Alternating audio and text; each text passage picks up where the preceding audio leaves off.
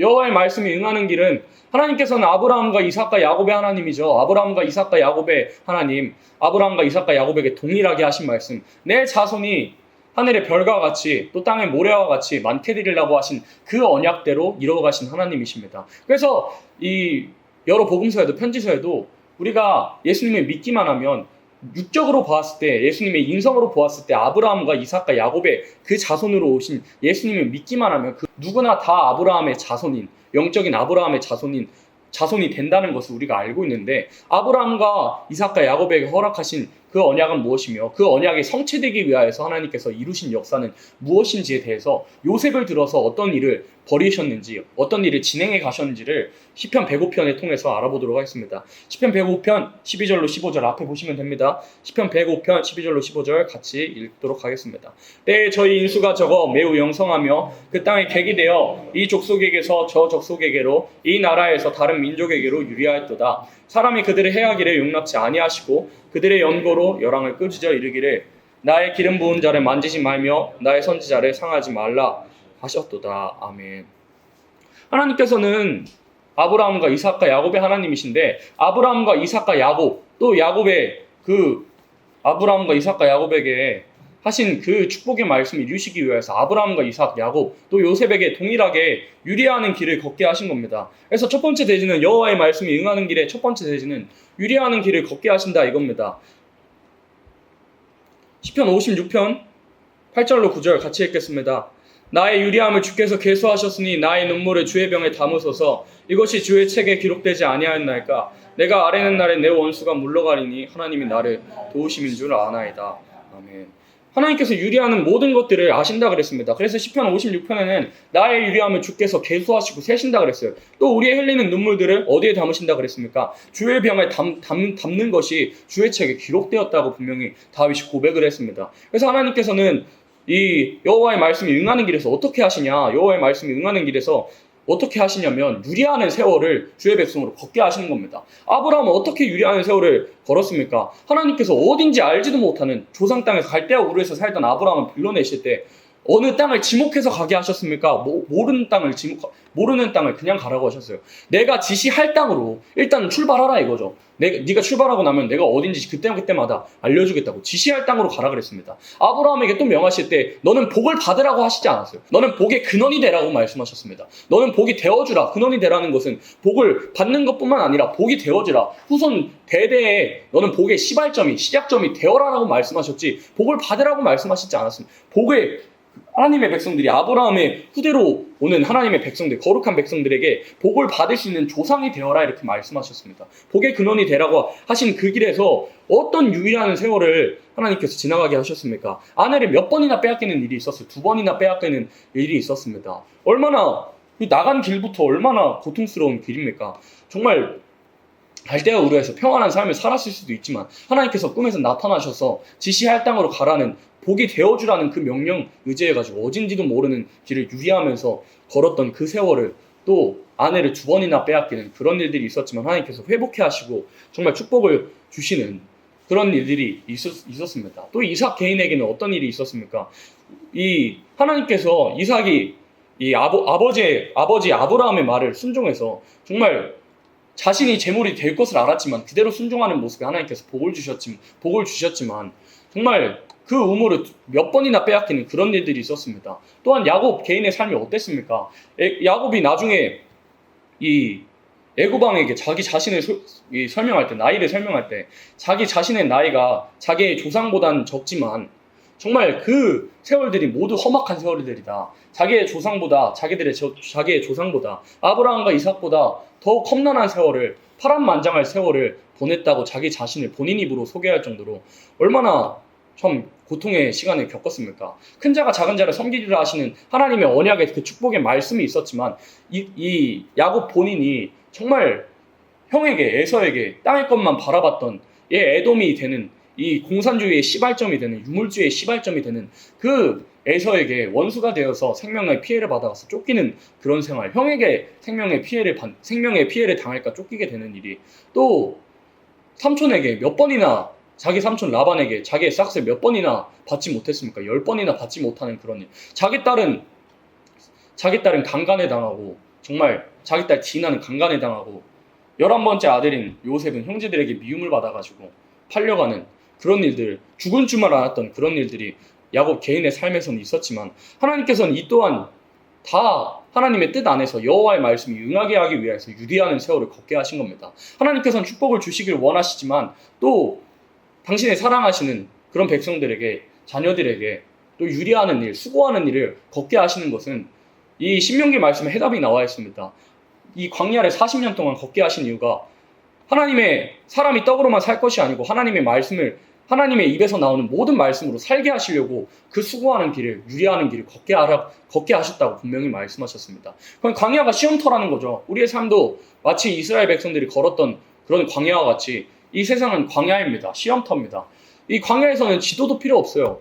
당장 오늘 봤던 지형이 내일이 되면은 모래바람 한 번 불어버리면은 그 지형을 알 수가 없습니다. 하나님의 백성들은 유리하는 가운데서 그럼 어떻게 살아가야 되냐? 성경은 마치 나침반과 같은 겁니다. 나침반은요, 어디로 가라는 그런 목적지가 자세하게 나와 있지는 않지만요, 그 방향을 제시해 줍니다. 어느 지형에 가도요, 모래바람이 쳐가지고 이 모래산이 깎여서 평지가 되어도 가야 할 길은 정해져 있습니다.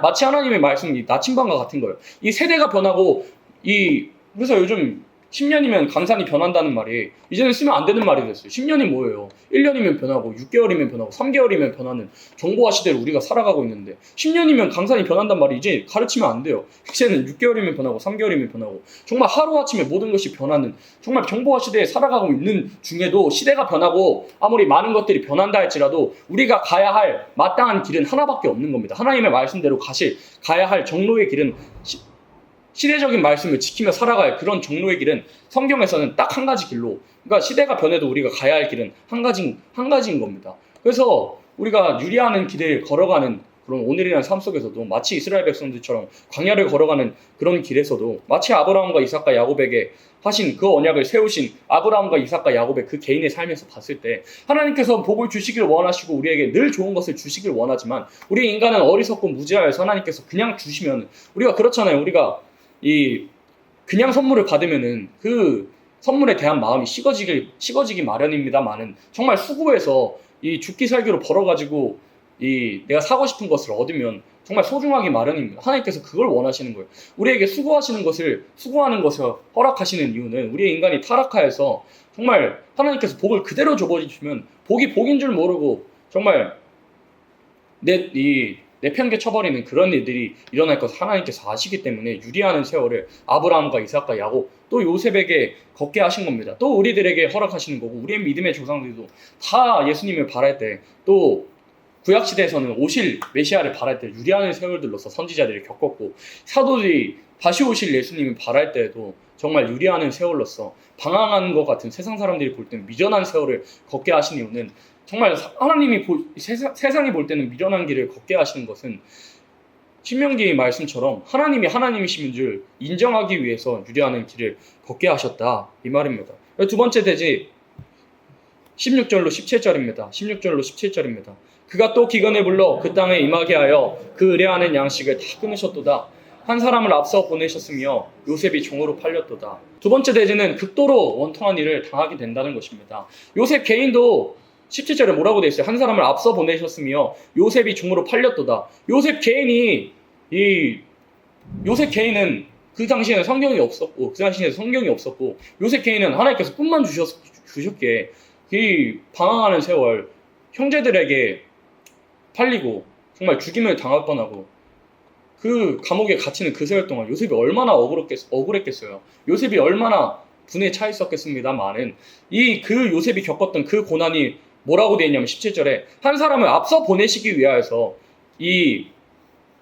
400년 동안 이방에 객이 되겠다는 그 말씀 한 구절 이루기 위해서 요셉을 보내시고 그 의로운 사람 요셉에게 고난을 당하게 하시는 정말 하나님의 말씀이 응하게 하기 위해서는 우리에게 극도로 원통한 일이 있어야 되는 것입니다. 그래서 이번 성회 때 배웠지만 새 힘을 받으려면 무슨 조건이 있어야 된다 그랬습니까? 원통한 조건들이 다 하나 이상은 정말 다 하나 이상은 있어야만이 원통한 일을 갚아주는 우리가 바라는 위로가 무슨 위로입니까? 신원의 위로입니다. 원수를 갚아주시는 그 위로를 이사야 61장에서 슬픔의 간을 기쁨의 간으로 바꿔주시는 그 위로를 우리가 기다리고 있다면 간단하잖아요. 신원의 신혼이 뭡니까? 원수를 갚아주는 일인데 우리가 원수에게 받은 피해가 있어야만 그 위로를 받을 수 있다 이겁니다. 그래서 하나님께서는 여호와의 말씀을 응하게 하기 위해서 요셉에게 개인에게 얼마나 그 원통한 일을 당하게 하셨어요.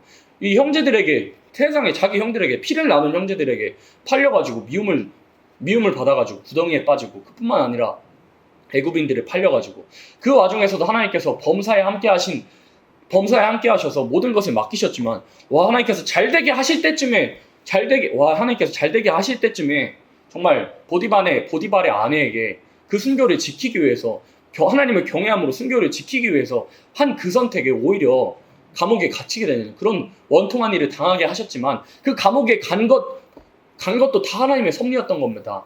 애굽을 치려하는 그 총리가 되기 위한 그 하나님의 놀라우신 뜻을 이루기 위해서 원통한 일을 당하게 하신다는 겁니다. 그래서 하나님의 역사라는 것은 우리의 생각처럼 우리가 기도하면 하나님께서 금방 이루어질 것 같고 정말 하나님께서 이루어주신다는 것을 믿고 기도해야 되지만 우리의 기도라는 것은 하나님께서 받아주시면 감사한 것이고 하나님께서 혹 받아주지 아니하셔도 우리를 보호하신다는 것을 깨달아야 됩니다. 그래서 하나님께서 우리의 기도를 들어주심에 감사한 것이고 또 들어주시지 아니하시면 우리를 보호하심에 감사할 줄 아는 그런 사람들이 되어야 됩니다. 우리가 또 믿음의 삶을 살아가는 중에서 기다리는 세월에서 정말 원통한 일을 당하게 하시는 것은 우리로 믿으며 기다리게 하시려고 이 하나님의 백성들이 하나님을 마치 도깨비 방망이처럼 생각지 않게 하시려고 원통한 일을 당하게 하시는 겁니다. 하나님은 도깨비 방망이가 아니잖아요. 나와라짠 변해라병 하면서 우리가 말하는 대로 다 이루어진 하나님이 아니라는 겁니다. 하나님께서는 우리가 구할 때에도 그래서 예수님께서도 말씀하실 때 너희는 제발 이방인들처럼 땅의 것을 구하지도 말고 땅의 것을 생각지도 말라고 말씀하시면서 이것은 다 이방인들이 구하는 것이라고 말씀하셨죠. 하나님의 말씀대로 하나님의 뜻대로 구하기를 원하시고 또 하나님께서 이뤄가시는 와중에서는 하나님께서 일하시는 그 시간이 있는 겁니다. 최선의 시간에 최고의 방법으로 일하시기 때문에 우리 인간들은 어리석어서 그 고통의 시간, 하나님께서는 고통의 시간들로 일하시기도 하시는데 물론 평탄한 길로 인도하시는 길도 있지만 하나님께서는 보통은 원통한 길을 당하게 하셔서 이뤄내십니다. 그래서 하나님께서 모세라는 지도자를 세우게 하실 때도 어떤 상황이 있었어요. 마치 애굽에서는 신과 같은 그런 존재 바로에게 믿음의 산파가 대항하게 하시는 목숨을 걸고 대항하게 하시는 그런 일들이 있었습니다. 근데 하나님을 경외함으로 의로운 선택을 했는데 아이들을 죽이지 않는 그런 선택을 했는데 어떻게 됐어요? 상황이 더 안 좋아져서 이 애기들을 하숫구에 던지라는 더 악독한 명령이 일어나게 됐을 때 이 믿음의 산파들은 어리둥절했을 것 같아요. 그러나 그 상황을 통해서 안 좋아진 것 같은 그런 상황을 통해서 오히려 모세가 나오게 되는 그 애굽 강에 나일강에 이 작은 갈대 상자 안에 역청과 진을 발라가지고 애굽왕 딸의 그런 공주에게 바로왕의 공주에게 기르게 하는 그런 일들이 있는 것을 보았을 때 하나님께서는 원통한 상황을 통해서도 하나님께서 일하여 주시는 겁니다. 오히려 하나님의 역사라는 것을 우리가 알고 있듯이 정말 평안한 상태보다 하나님께서는 원통한 가운데서 사람이 볼 때에는 이게 하나님의 역사가 맞는가 할 정도로 정말 원통한 상황을 겪게 하시고 그 상황 속에서 오히려 역사하시는 것이 하나님이기 때문에 우리는 믿으며 기다릴 것밖에 없다는 것입니다. 그래서 요셉을 종으로 팔리게 하신 것은 요셉 개인에게는 정말 원통한 사정이고 억울한 일일지 모르겠지만 하나님께서는 결국엔 좋은 것을 주시려고 이방의 객이 되게 하시겠다는 그 말씀 한 구절 이루시려고 정말 원통한 세월을 선택하시는 그런 여정이었다는 것을 우리가 알 수가 있는 겁니다. 그래서 우리가 고난 중에도 기뻐하고 감사할 수 있는 것은 하나님께서 합력하여 선을 이루시고 우리의 고난들로 통해서 하나님께서 일하여 주시고 고난을 통해서 오히려 하나님을 만날 수 있는 그런 시간들로 하나님께서 허락하시기 때문에 우리에게 극도로 원통한 일이 있게 될지라도 요셉처럼 그런 원통한 상황 중에서 불평하지 않고 원망하지 않고 오히려 하나님의 경외함으로 나아가고 성실했던 그 요셉처럼 성실하게 또 하나님의 말씀을 기다린다면 요셉이 30살의 총리가 됐던 것처럼 우리도 호련히 해방을 주신다는 것을 우리가 기억을 해야 된다는 것입니다. 세 번째 대지는 억울한 누명을 쓰는 일도 있었다 겁니다. 18절 같이 읽겠습니다. 그 발이 착고에 상하며 그 몸이 쇠사슬에 매였으니 아멘. 억울한 누명을 씌워지는 그런 일이 있었던 것입니다. 그 발이 착고에 상하며 그 몸이 쇠사슬에 매였으니 누가 매였겠어요? 요셉이 매였습니다. 요셉이 어떻게 해서 매이게 되었느냐? 주인의 보디발의 집에서 정말 충성을 다해서 여호와 하나님께서 함께하여 주심으로 모든 일들을 다 맡길 정도로 요셉이 하는 일을 신경을 쓰지 않을 정도로 모셉이 일을 잘했고 하나님께서 지혜를 주셨지만 정말 이 억울한 누명을 씌우겠다는 하나님의 그 놀라우신 경륜이 있었기에 보디발의 아내를 격동시켜가지고 요셉이 아름다웠다 그랬잖아요. 용모가 붉고 아름답고 우리로 치면 우리의 표현으로 치면 잘생긴 외모를 가진 요셉을 격동시키려고 하는 그런 유혹의 말을 하게 하시고 또한 요셉은 하나님을 경외함으로 말미암아서 그 유혹에 전혀 흔들리지 않고 주인의 아내였지만 그 옷을 자기 자신의 옷을 입고 있던 것을 내벗어 던지고 정말 그 자리를 박차고 범죄하지 않았던 그 자리를 떠났던 그런 요셉에게 이 보디발이 왔을 때 저 히브리 노예가 나를 겁탈하려고 했다 하는 그런 억울한 누명을 씌우게 하는 그래서 이 감옥에 갇히는 그 세월이 얼마나 억울했겠어요. 자기 자신은 하나님의 말씀을 경외함으로 이 야곱에게 자신의 아버지에게 하나님을 경외하는 방법을 배운 그대로 순종했을 뿐인데 정말 억울한 누명을 더 당하게 되는 그 상황에서 차라리 박차고 나가지 않았다면 자기 자신은 평안할 수 있었을 텐데 하나님의 말씀을 순종함으로 그 억울한 누명을 쓰게 되는 얼마나 억울했겠습니까? 그럼에도 불구하고 요셉은 불평치 않았던 것을 성경을 통해서 알 수 있었습니다. 얼마나 옥에 가서도 얼마나 억울했을 것인데 거기서 주저하지 않고 정말 처지지 않고 오히려 더 열심히 성실한 모습을 보이는 성경의 요셉의 모습인 것을 보았을 때 우리의 믿음의 선배들도 또한 억울한 누명을 씌우게 되는 그런 일들을 걸은 것을 보았을 때 또한 예수님 당신도 억울한 누명을 당하면서 그렇게 사셨잖아요.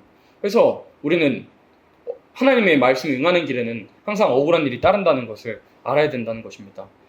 이사야 53장 4절로 5절 같이 읽겠습니다. 그는 실로 우리의 질고를 지고 우리의 슬픔을 당하였거늘 우리는 생각하기는 그는 징벌을 받아서 하나님에게 맞으며 고난을 당한다 하였노라. 그가 찔림은 우리의 허물을 인하며 그가 상함은 우리의 죄악을 인함이라. 그가 징계를 받음으로 우리가 평안을 누리고 그가 채찍에 맞음으로 우리가 나음을 입었도다.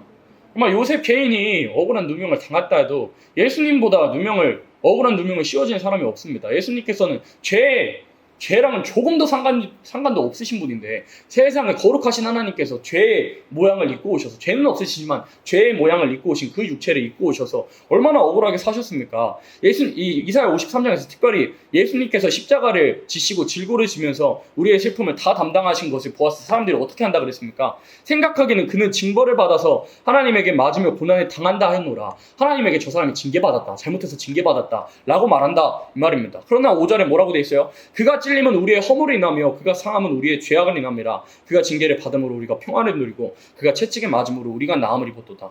예수님께서 정말 죄 없으시지만 우리를 살리시기 위해서 세상의 창조주가 피조물들에게 죽임을 당하시는 이 얼마나 미련한 사랑이며 이 얼마나 억울한 일입니까? 그러나 그 수치스러운 일도 그 억울한 누명도 우리를 살리시기 위해서 어떤 마음으로 임하셨냐고 하실 때 이사야 53장 10절로 11절 같이 읽겠습니다. 여호와께서 그로 상함을 받게 하시기를 원하사 질고를 당케 하셨은즉 그 영혼을 속건제물로 드리기에 이르면 그가 그 씨를 보게 되며 그 날에 길 것이요 또 그의 손으로 여호와의 뜻을 성취하리로다. 가라사대 그가 자기 영혼에 수고한 것을 보고 만족히 여길 것이라. 나의 의로운 종이 자기 지식으로 많은 사람을 의롭게 하며 또 그들의 죄악을 친히 담당하리라. 아버지께서 그 억울한 누명을 받으시기 원하시고 질병을 당하시길 원하셨다고 이사야 53장 10절에 분명히 말씀하셨죠. 아버지께서 아들을 버리시길 원하셨다고. 그 억울한 누명을 받기를 원하셨다고. 창조주 대신 그 아들을 피조물들에게 죽임을 찢기시기를 휘장에 찢긴 것 같이 그 몸이 찢어지시기를 원하셨다고 이사야 53장 10절에 말씀하셨습니다. 11절은 또 뭐라고 말씀하십니까? 11절에는 어떻게 말씀하십니까? 예수님 당신이 자기 영혼에 수고한 것을 보고 만족히 여기셨다고, 당신이 돌아가시는 일을 만족히 여기셨다고 말씀하셨습니다. 당신이 우리를 위하여서 억울한 누명을 당하고 늘 33년의 생애 동안 질병을 겪으면서 또 귀신의 왕이다, 바알의 왕이라고 듣는 모든 소리를 우리를 살리시기 위해서 그 고난의 길 또한 만족히 여기셨다고, 감사하게 여기셨다고 말씀하셨습니다. 그래서 로마서 5장 8절에서는 뭘 말씀하고 계십니까? 그가 죽으심으로 말미암아서 우리에 대한 사랑을 확증하셨다고. 우리를 위해서 억울한 누명을 당하시길 원하신 예수님께서도 우리를 위하여서 세상에 우리의 신앙자 대신 예수님께서도 그 우리를 위해서 억울한 누명을 당하셨을 때 종이 주인보다 클 수 없다고 말씀하셨죠. 우리의 주인께서 주님께서 그런 고난을 받으시길 원하시고 우리를 살리시기 위해서 그런 받는 모든 고난들을 만족히 여기셨다면 우리들도 마찬가지로 바울의 고백처럼 그리스도의 남은 고난을 그리스도의 몸된 교회를 위하여서 자신의 육체의 고난을 새기는 것을 만족하게 여기는 일이 있어야 된다는 것입니다. 종이 주인보다 클 수는 없으니까요. 그래서 하나님의 백성들이 고난을 당하게 하시는 것은 예수님과 같게 하시려고 예수님과 같이 받는 그런 왕권의 축복을 주시려고 억울한 누명을 예수님과 같이 씌게 하신다는 것입니다. 그래서 하나님의 말씀대로 살아간다고 말하거나 하나님의 말씀대로 살아가면 세상 사람들이 칭송하기보다는 물론 이 사도행전 2장에서는 그리스도인들을 칭송하는 그런 일들이 있었지만 정말 하나님의 말씀대로 살아간다고 하고 예를 들어 식전기도를 직장에서 한다 그러거나 학교에서 복음을 전한다거나 하나님의 말씀대로 살아간다 하면 안 그러던 사람에게도 압박이 옵니다. 또 여호와 세교단이라는 걸 밝히면 안 그러던 사람에게도 압박이 오고 2단 3단 소리 듣고 정말 결혼의 길이 막히기도 하고요. 정말 길이 풀려있던 것들도 막히기도 하지만 그것 또한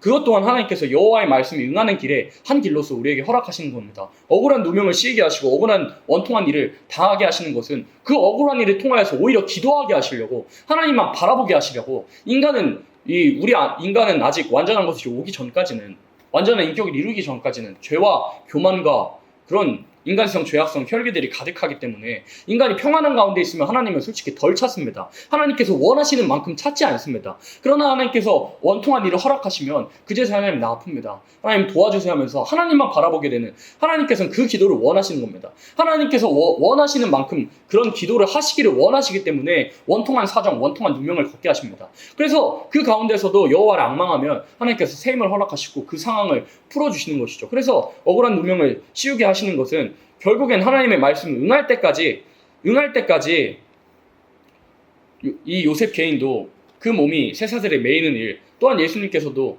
만왕의 왕 되신 예수님께서도 우리를 위하여서 그 누명을 당하시길 원하시는 그런 일들이 있었다는 것을 볼 때 하나님의 역사라는 것은 여호와의 말씀 응하는 것은 정말 평안한 길이 아니라 환난에 당하게 하는 그런 일 가운데서 하나님께서 인도하시는구나. 그래서 요한복음 16장에서 뭐라고 말씀하셨습니까? 예수님께서 환난에 당하지 않는다고 말씀하시지 않았어요. 요한복음 16장에서 예수님께서 너희가 환난에 당하나 담대하라고 말씀하셨습니다. 예수님께서도 세상을 이기셨기 때문에 우리가 환난에 당하는 중에서도 환난에 당하지만 담대할 것을 말씀하셨습니다. 히브리서 말씀에 또한 뭘 말씀하고 계십니까? 먼저 죄는 없으시나 먼저 시험을 받으신 분께서 시험을 받는 너희들을 체휼하지 아니하시겠느냐라고 물어보는 그런 구절이 있습니다. 하나님 예수님께서도 죄는 없으시지만 시험을 고난을 받는 그 길에서도 정말 힘이 들어보셔서 정말 고통을 받아보셔서 당신의 자녀들이 그런 시험의 길을 원통한 일을 걸어가는 것을 불쌍히 여기시고 체휼하시고 시험을 당할 때마다 마땅히 피할 길을 주신다고 고린도전서에서 편지서에서 분명히 말씀하신 같이 하나님께서는 억울한 누명을 씌게 하시지만 결국에는 축복을 주신다는 것을 우리가 기억을 해야 된다는 것입니다. 그래서 고린도전서 4장 말씀 4절 10절로 13절 말씀 같이 읽겠습니다. 우리는 그리스도의 영광로 밀어나되 너희는 그리스도 안에서 지혜롭고 우리는 약하되 너희는 강하고 너희는 존귀하되 우리는 비천하여 바로 이 시간까지 우리가 줄이고 목마르며 헐벗고 매맞으며 정처같고 또 수고하여 친히 손으로 일을 하며 후욕을 당한즉 축복하고 핍박을 당한즉 참고 비방을 당한즉 권면하니 우리가 지금까지 세상의 더러운 것과 만물의 찢기같이 되었도다. 바울이 무슨 고백을 하냐면 자기 자신이 미련하게 되었대요. 왜요? 그리스도를 얻기 위하여서 세상에 볼 때는 미련하게 산다고. 이 시간까지, 그러니까 바울이 이런 고백을 하기 전까지, 바울 개인이 줄이고 목마르고 헐벗고 매맞고 정처 없이 유리하는 세월을 보내고 수고해서 이 복음 전하는 일 가운데서 손으로 수고하고 후욕을 당하기도 하고 축복했는데 핍박을 듣기도 하고 비방을 당하는 길에서도 권면하는 그런 일들이 있었는데 어느 상황까지 가게 되느냐, 세상의 더러운 것과 만물의 찢기같이 보이는 사람들 보기에는 그렇게 낮은 자리까지 인도함을 받는 그런 세월을 겪었던 바울이었다고 자기 자신의 고린도 교회들에게 설명을 합니다. 우리가 믿음의 선배인 그런 바울도 정말 훌륭한 사도고 복음 잘 전하는 사도였지만 하나님께서 정말 예수님께서 평가하신 것처럼 이방인들에게 고난받기 위한 그릇으로 세우셨던 정말 고난 중으로만 인도하셨던 바울의 모습이었습니다. 우리의 삶도 마찬가지인 겁니다. 하나님의 놀라우신 그 축복을 받기 위해서는 바울처럼 줄이고 목마르는 일, 또한 멸시를 받는 일과 천대를 받는 일이 있어야만 세임을 받을 만한 그런 그 조건들이 하나하나 이 꿰매지는 겁니다. 하나하나 이 풀려지는 겁니다. 원통한 일을 당해야만 하나님을 바라보게 됩니다. 원통한 일을 당해야만 하나님을 바라보게 되고 하나님을 바라봐야만 세임을 받게 되는 거니까요. 그래서 우리에게 원통한 일을 또 억울한 누명을 씌우게 하시는 것은 오히려 하나님만 바라보고 앙망하게 하시려고 우리를 원통한 일로 당하게 하신다 이겁니다. 20절입니다. 왕이 사람을 보내어 저를 방석하며 열방의 통치자가 저로 자유케 하였도다. 아멘. 그러나 하나님의 주시는 그 원통함이라는 것은 다 기간이 있는 겁니다. 그래서 네 번째 대지는 호련히 해방을 받음입니다. 호련히 해방을 받음. 하나님께서 이 하나님의 백성들에게 억울한 일을 또 억울한 누명을 씌게 하시는 것은 그 억울한 누명으로 끝난다면 우리보다 더 비참한 일이 어디 있겠어요. 그래서 바울 자기 자신이 설명을 할 때 이 그리스도인이 이 내세에 소망이 없으면 그리스도인보다 더욱 비참한 사람들이 없을 거라고 설명하기까지 했잖아요. 우리 기독교인들이 또한 여호와 세일교단, 우리 여호와 세일교회들이 정말 하나님께서 세임을 주시지 아니하면 이보다 비참한 일이 얼마나 더 있겠습니까? 같이 성의를 지키며 예수님을 바라보며 신앙하는 형제자매들에게 2단 3단 너는 지옥에 떨어질 거야. 끝이 다르니까 지옥에 떨어질 거야는 그런 비방 소리를 듣고 이 여호와 세일교단인 걸 밝히기만 하면 모든 분들이 땅의 모든 물들이 다 닫혀지는 듯한 것을 우리의 눈으로 목도하게 하시는 일이 세임을 주시지 않으면 변화될 소망을 우리가 받지 못했다면 우리보다 더 불쌍한 사람이 어디 있겠습니까? 많은 그런 고난의 시간들도 억울한 누명의 시간들도 마치 요셉이 바로왕을 보내가지고 하나님께서 바로왕을 사용하셔가지고 요셉을 방석해 주신 것처럼 우리의 억울한 마치 감옥에 갇혀있는 듯한 또 광야를 걷는 듯한 그런 시간도 다 기간이 있다는 것입니다. 그러나 하나님께서 그 기간은 사람으로 모르게 하시고 하나님께서 인정하시리만큼 여호와를 앙망할 때 그 기간을 하나님께서 끝내주시겠다는 겁니다. 요셉이 그런 억울한 시간 속에서 누명을 씌우는 그런 시간 속에서도 요셉이 하나님을 바라봄으로 선하여서 여호와 하나님을 앙망할 때 하나님께서 원하시는 인정하시는 그때가 될 때 하나님께서 해방시켜 주신 것처럼 우리도 하나님께서 원하시는 그런 분량이 될 때 하나님께서 원하시리만큼 앙망하는 그런 자격이 될 때 하나님께서 우리로 해방시켜 주신다 이겁니다. 로마서 8장 21절로 23절 같이 읽겠습니다. 그 바라는 것은 피조물도 썩어짐에서 종노릇한 데서 해방되어 하나님의 자녀들의 영광의 자유에 이르는 것이니라. 피조물이 다 이제까지 함께 탄식하며 함께 고통하는 것을 우리가 아나니 이뿐 아니라 또한 우리 곧 성령의 처음 익은 열매를 받은 우리들도 성으로 탄식하여 양자될 것 곧 우리 몸의 구속을 기다리느니라. 아멘. 바울도 몸의 구속을 바라면서 뭐라고 되어 있습니까? 21절에 피조물도 썩어짐에 종노릇한 데서 해방되길 원한다고 만물들도 이 땅들도 식물들도 해방되길 원한다고 바울이 저술했습니다. 또한 23절에 바울 자기 자신이 우리 몸의 구속을 받는 그런 해방을 기다리는데 그 몸의 구속을 받기 위해서 달려갔던 바울의 모습이 어땠느냐. 우리가 생각하는 막 후광이 일어나고 빛이 있을 것 같은 마치 바울의 그런 성화처럼 그런 모습이 아니라 너덜너덜했을 겁니다.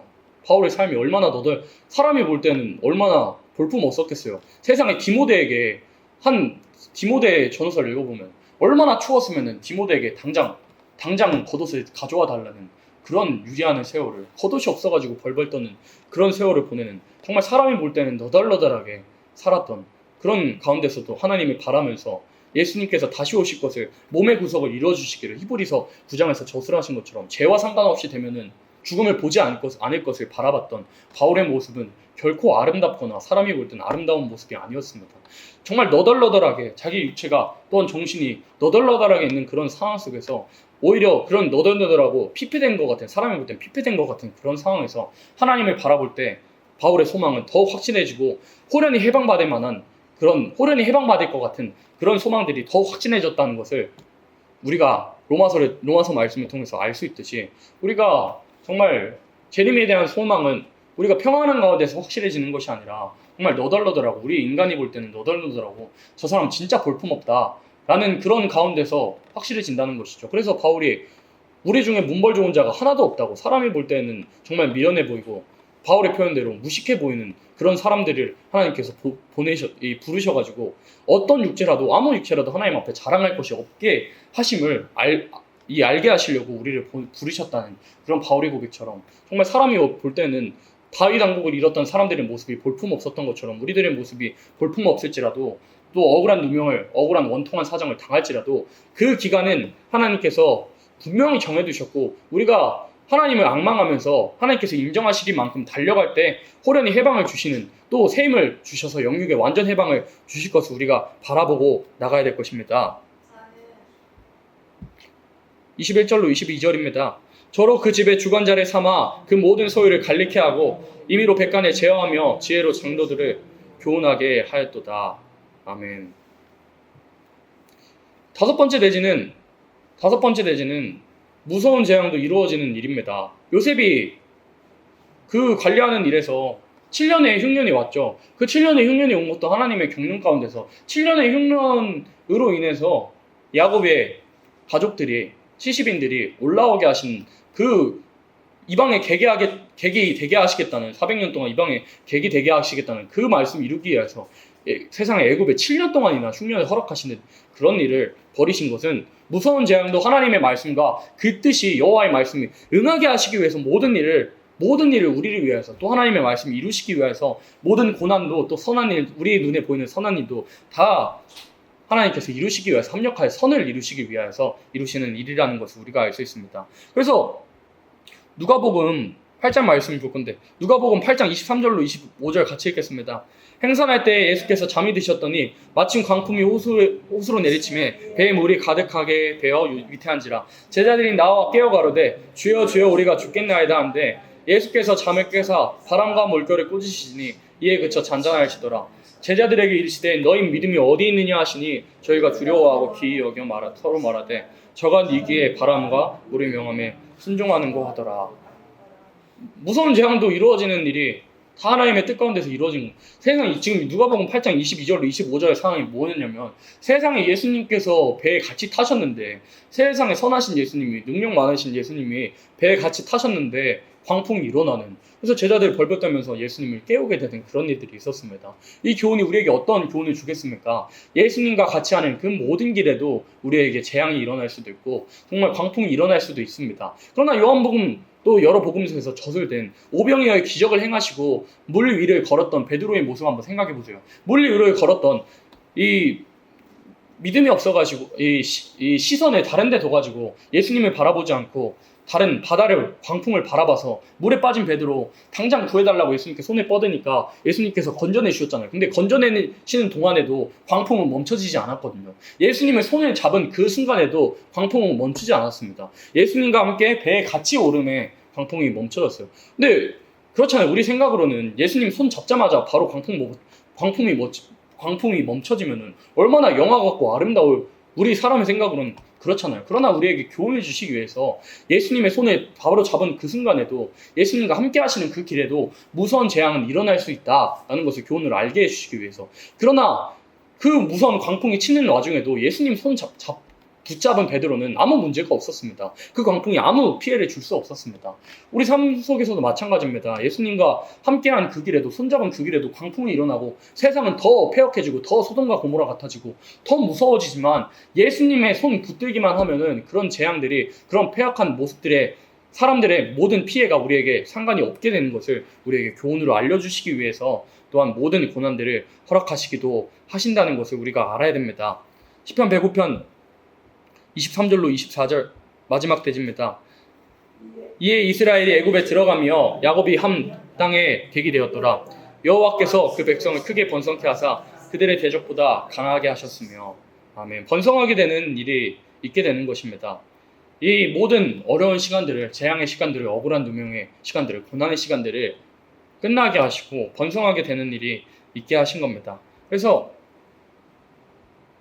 신명기 10장 22절에 애굽에 내려간 내 열조가 몇 명이요? 70인이었는데 이제는 내 하나님 여호와께서 너를 하늘의 별같이 많게 하셨느니라 이렇게 말씀하셨습니다. 70인이 애굽에 내려갔는데요. 흉년 때문에 나올 때는 60만 대군을 이루어서 나오게 되었습니다. 번성하게 되는 일이 일어났습니다. 하나님의 말씀에 순종할 때 정말 그 시간들을 아픈 시간들을 겪어내고 이겨내고 번성하게 되는 일이 일어났습니다. 우리의 삶 속에서도 번성하는 일이 있게 되기 전에는 하나님께서 분명히 어려운 일을 허락하신 겁니다. 그래서 우리에게 또 어떻게 번성하기를 원하시냐? 생육 번성 충만이 인생에게 내리신 지상 명령인데 어떤 자손들을 얻기를 원하시고 어떤 번성을 원하시느냐면 말라기 2장 15절 같이 읽겠습니다.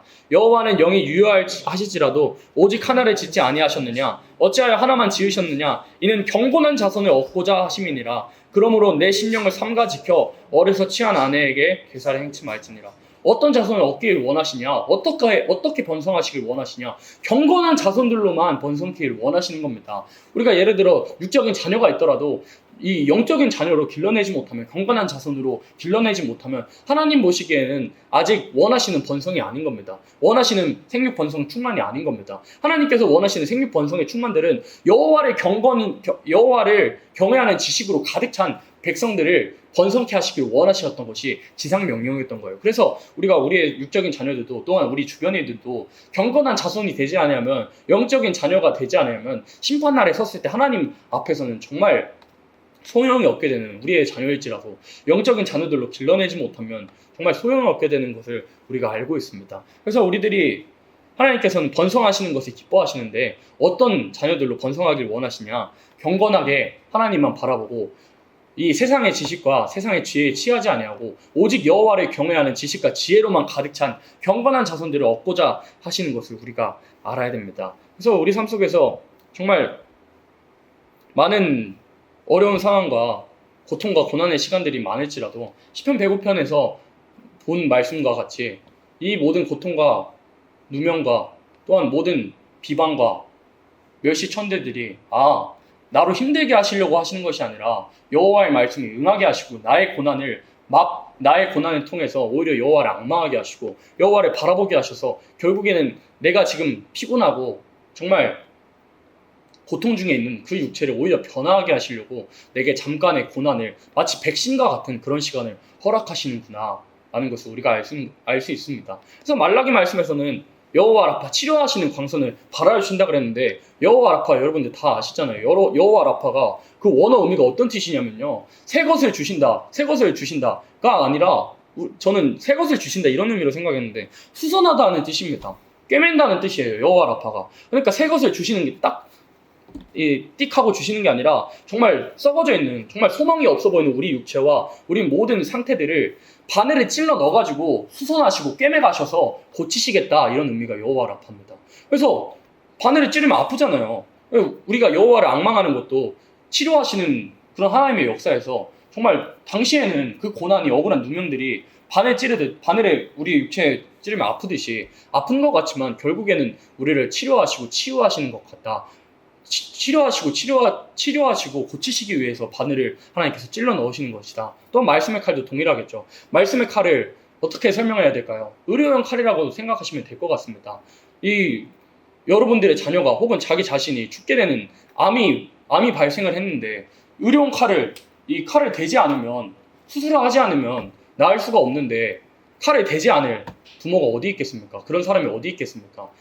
이 칼이 당신은 아픈 것 같고 마취가 풀리면 아프기도 하지만 그 고통을 이겨내면 회복하는 그런 역사가 있기 때문에 우리가 수술을 하더라도, 그 칼을 대더라도 수술을 하는 것처럼 우리가 오늘의 삶 속에서 하나님께서 허락하시는 이 영적 백신, 억울한 누명들과 고난과 여러 멸시천대와 하나님의 이름을 하나님의 이름을 두신 이 여호와 세일교단이라는 교단 아래서, 교단 산하 안에서 신앙을 지켜나가기 위해서 받는 모든 억울한 누명과 고통들을 하나님께서는 정하신 때에 해방시켜 주시고 그 누명과 그 어려운 일을 당한 것과 정말 상상할 수 없는, 좋게 비교할 수 없는 영광들을 우리에게 허락하시기 위해서, 또 여호와의 말씀에 응하기 위해서 그런 고난들을 허락하신다는 것입니다. 그래서 우리가 다시 일주일을 살아갈 때 정말 세상을 살면서 기독교인으로서 또 여호와 세일교단 성도로서 살아갈 때 억울하고 누명을 당하는 일도 있고 힘든 일이 있겠지만, 그럼에도 그 끝나는 시간은 하나님께 있다는 것을 인정을 하고 억울한 상황 가운데서도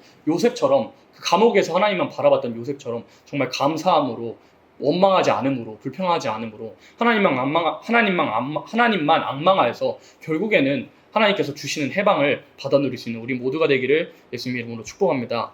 아멘.